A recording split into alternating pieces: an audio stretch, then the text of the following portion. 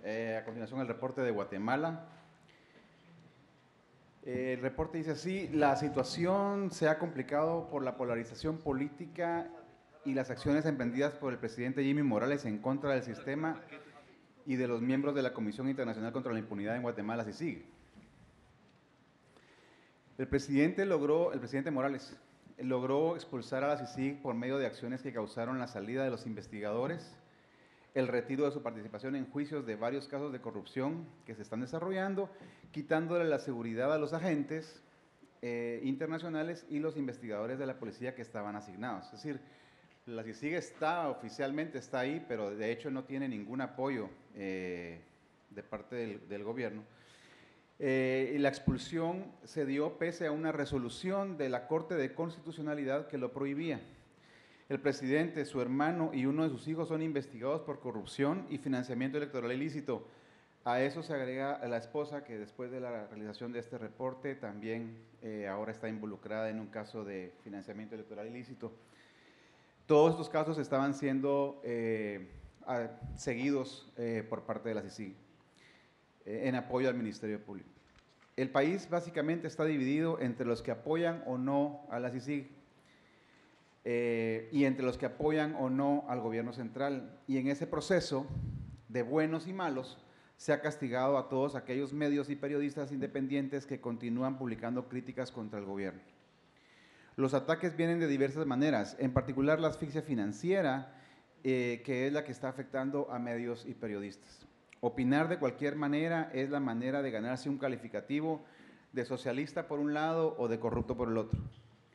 El gobierno intenta limitar la libertad de expresión de diversas maneras.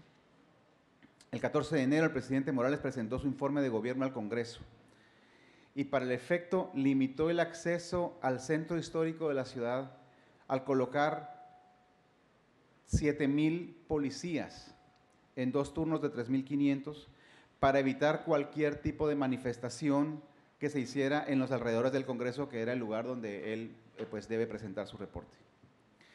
Para el presente proceso electoral, el gobierno ha limitado el acceso a las conferencias de prensa y dejado de informar sobre la agenda del presidente. Aquí corrijo que no es para el proceso electoral, sino ya ahora que estamos en un proceso electoral, de todas maneras el presidente está limitando acceso a sus agendas y acceso a los periodistas. Claro, a los periodistas y medios que no están afines, digamos, al gobierno. La excusa que dan es que no quieren incumplir la ley electoral y de partidos políticos para estar promoviendo obras públicas, cosa que de todas maneras hacen, ¿verdad? Este silencio es más evidente en el Ministerio del Interior y el Ministerio de Relaciones Exteriores, donde ni los voceros ni los altos funcionarios responden a requerimientos que periodistas de medios o periodistas independientes realizan. Solo responden cuando la información está relacionada a acciones que podrían generar una imagen positiva de ellos.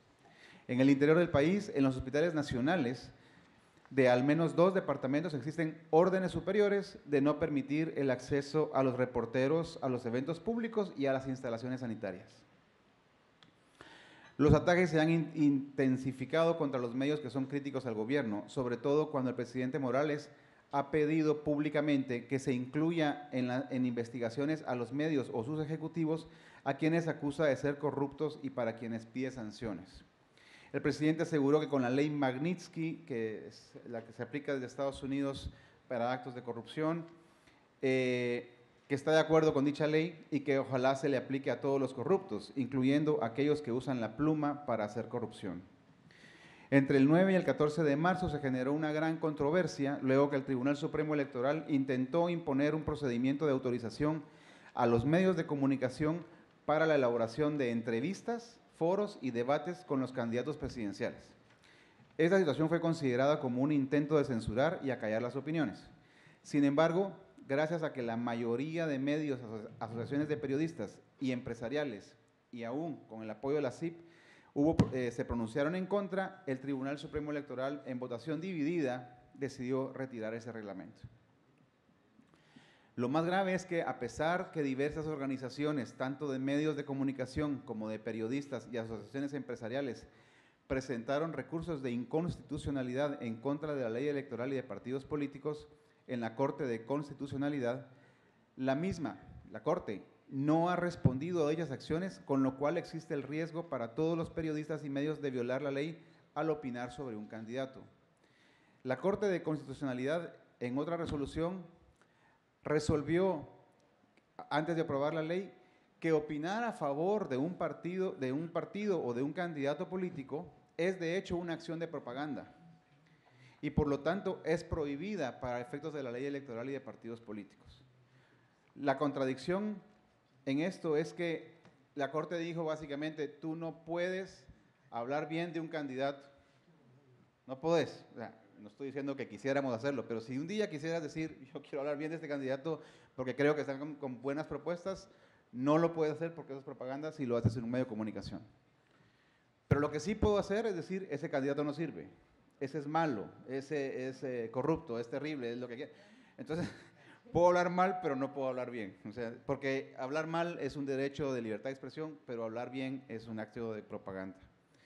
En resumen, estas contradicciones de la ley electoral y de partidos políticos han provocado, además, que hasta el momento de la elaboración de este reporte, muchos políticos, de hecho, tienen miedo de dar su opinión acerca de algún tema en el país. Es decir, creo que el sistema educativo podría tratarse de esta manera o de otra, cualquier tema, porque el Tribunal Supremo Electoral puede considerar que esa opinión es campaña electoral anticipada de parte de los candidatos. Eso es todo del reporte de Guatemala.